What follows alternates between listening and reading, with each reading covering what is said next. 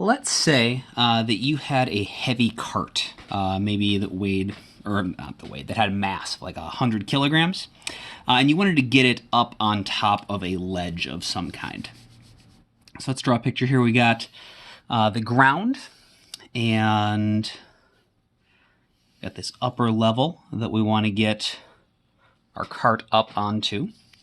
And the cart has a mass of 100 kilograms.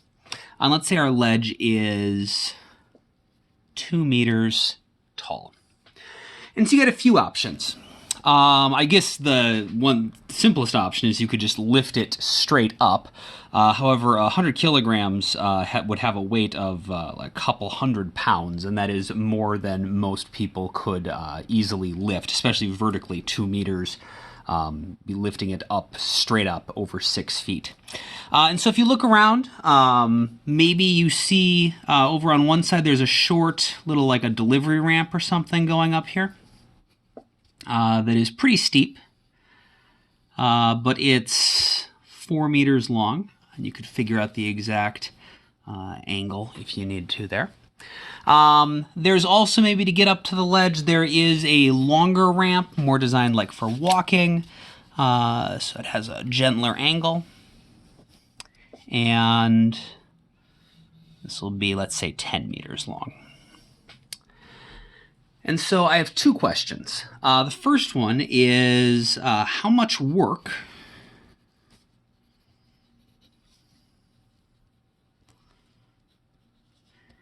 is done, and how much force is required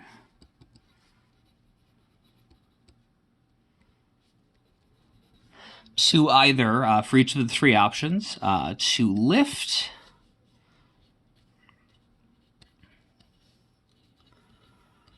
the cart vertically just 2 meters, or push it along the 4 meter or 10 meter ramp. All the way to the top of the ledge.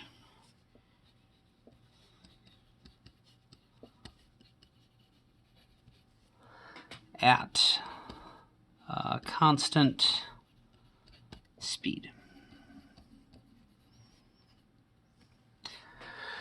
Okay, so in all three cases, we're just trying to get the cart up to the top here. And so I want to know for our three different paths, two things. You're calculating how much work you're going to do along that path, and you are calculating how much force is required to move the cart along those three paths. Go ahead and pause the video and calculate that quick. All right, so what we should hopefully have recognized is that in each of the three cases, as far as how much work is done, remember, work is just the change in energy. And if we are going at a constant speed, then we are not changing its kinetic energy, which means the only kind of energy that we need to worry about is gravitational potential energy. And in each of the three cases, it starts with the gravitational potential energy at the bottom. So its initial gravitational potential energy is going to be 0 if we call just the ground height 0. And at the top, so our final gravitational potential energy is just mgy, so that's 100 kilograms times 9.8 meters per second squared times our 2 meters is going to be 1,960, not newtons, joules.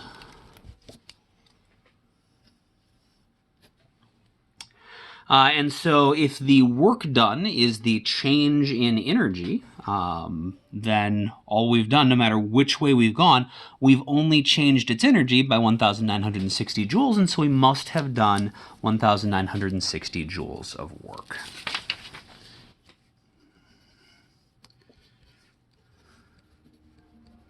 So in all three cases, remember, work is just the change in energy. So that's going to be final minus the initial gravitational potential energy, which is just going to be 1,960 joules.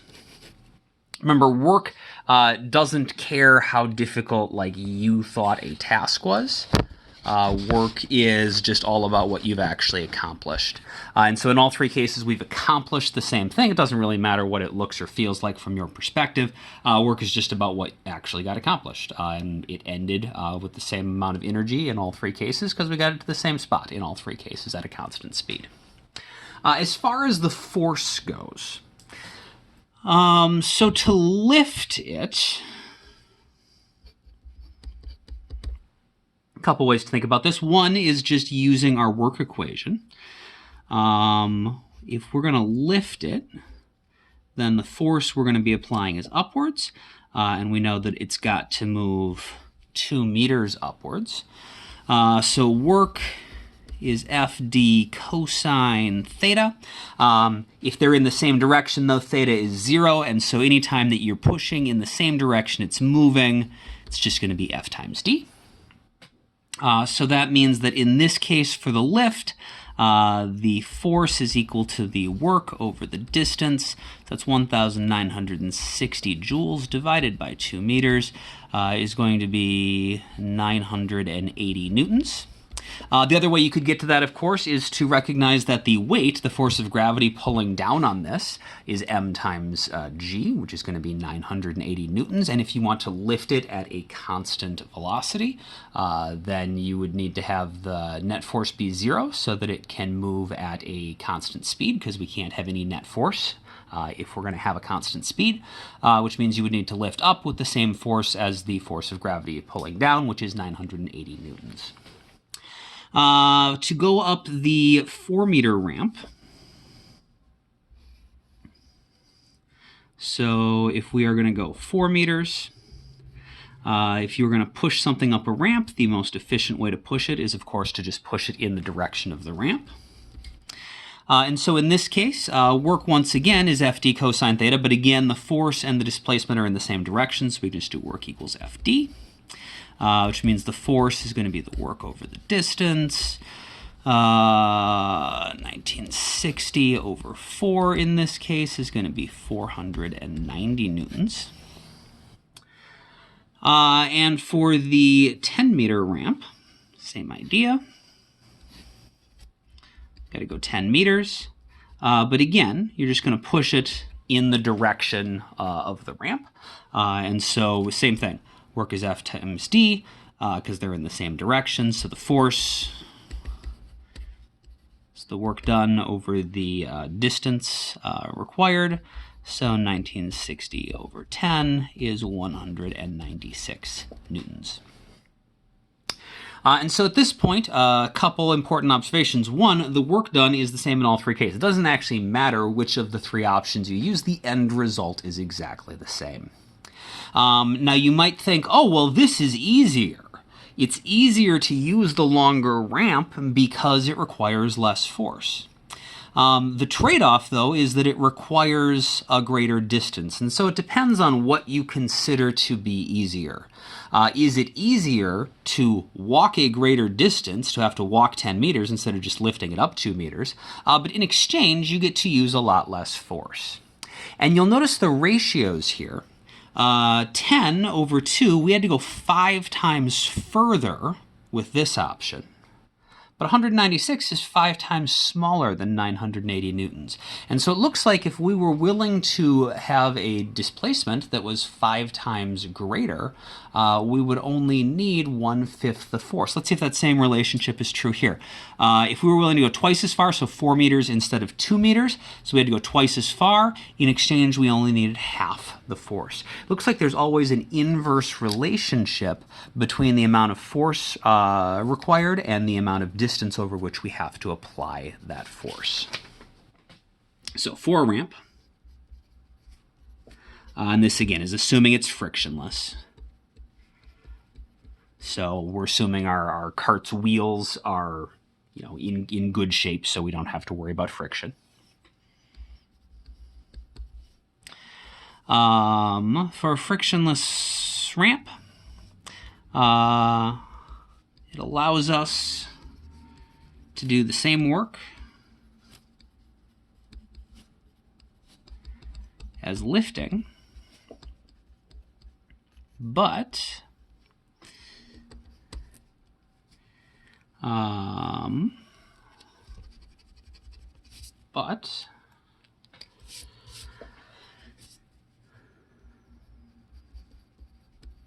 allows us to exert less force if we are willing to move, or to apply, let's say, to apply that force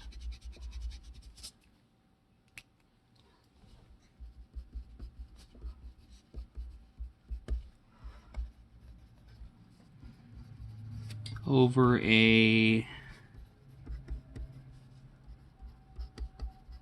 proportionately larger distance. So for example,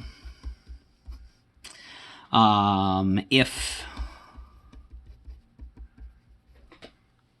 we're willing to move 5 times further,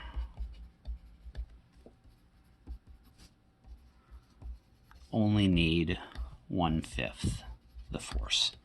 And that just comes because of this relationship of work being the force times the displacement, right? So as long as this is the relationship, then if you increase one of these, the other one is going to decrease proportionately. And so a ramp is something that allows us to do the same work and just trade or adjust how much force we want or we are comfortable to exert, or maybe that we're capable of exerting, in exchange for whatever distance is required to accomplish that same amount of work. And there are actually several sorts of devices like this that allow us to do the same thing. A ramp is just one example of what's called a simple machine.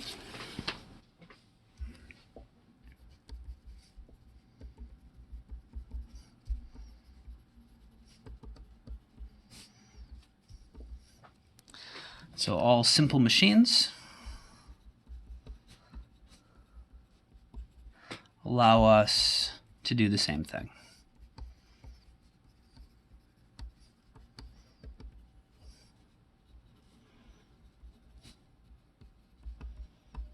Accomplish the same amount of work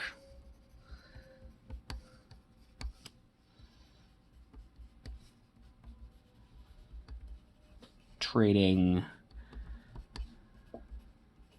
distance for force. And always that inverse relationship. The types of simple machines.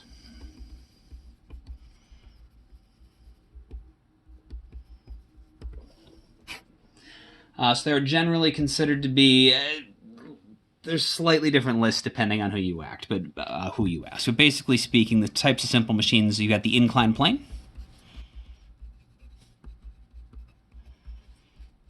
which is just a ramp, like we talked about.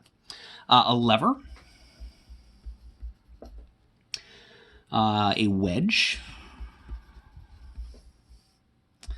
a wheel and axle,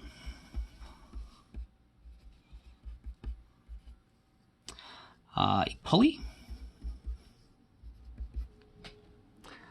a screw, which again, I said it depends on who you ask about the list, because a screw is really just an inclined plane wrapped around a wedge. And also sometimes gears are listed as simple machines, but really a gear is just a fancy sort of wheel. So just a quick example, like with a lever, just so you can understand what we're saying, so you can visualize this. So if we're using a lever, let's say you have something heavy that you want to lift. So you have our fulcrum here. And we've got our object here. If this distance, I'm sorry, that is also true. But so effectively, if we push down here, we are going to get a certain amount of force pushing up on the block here. And what the trade-off is if we are willing to go twice the distance that the lever is going to move, then this force only has to be half as much as this force. So can exert 2 times the force we can exert half the force. So the amount of force that we actually need is only half of what is being accomplished on the lift. If we're willing to move 2 times as far, or you could do it in the opposite direction. Let's say you were willing to pull upwards on this end so that this end then would get pushed down. If you were willing to pull twice as hard, so if you were willing to pull with 2 times the force as you were actually going to get out of your lever, then you would only have to go half as far. So if we're able to exert 2 times the force,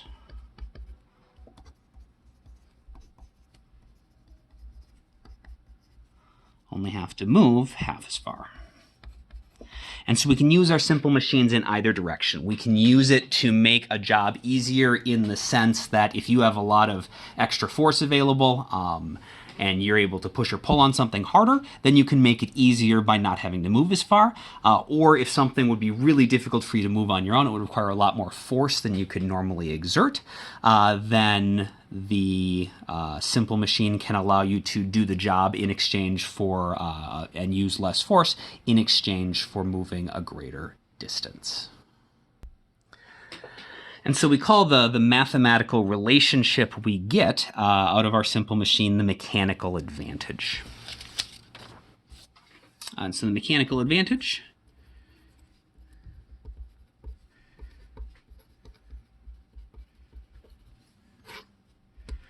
is equal to just the ratio of, write it down here,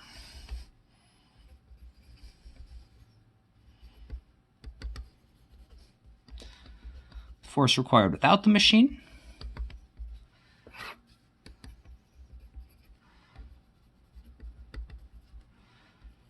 over the force required with the machine. So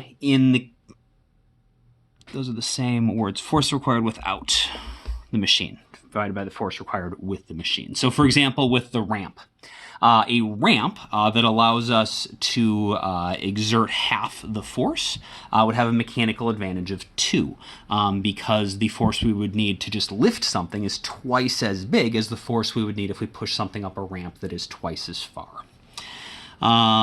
You can also, because work is equal, because we have that inverse relationship between force and distance, you can think of it as the distance